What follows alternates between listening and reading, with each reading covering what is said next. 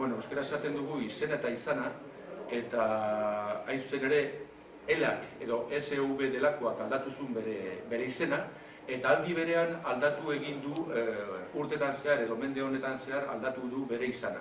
Hain zuzen ere, jaio zen sindikatu mota bat izan da, eta gaur egun oso ezberdina da.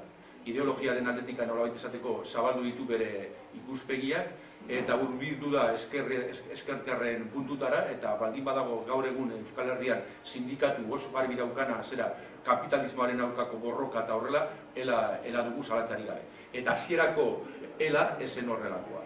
Orduan, bilakaera ideologikoa zabalkunde ikaragarria izan du, hain zuzen ere, hainbat sindikatu historiko garaikideak direna CNT eman dezagun ezatako, gaur egun oso txikiak dire, baina elak kontrako bidea hartu du. Esan nahi dut, zabaldu du bere indarra, bere edadura, eta gaur egun ezatako Euskal Sindikal gintza ezin da ulertu ela kontutan izan gabe.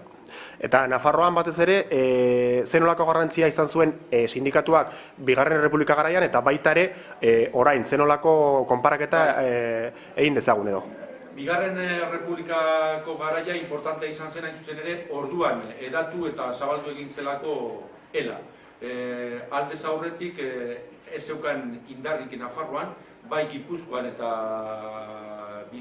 Bizkaian oso errotuta zegoen Errepublika iritsi baino lehenago, baina Errepublikarekin batera, nolabait esateko, zera edatu egin zen Nafarroan.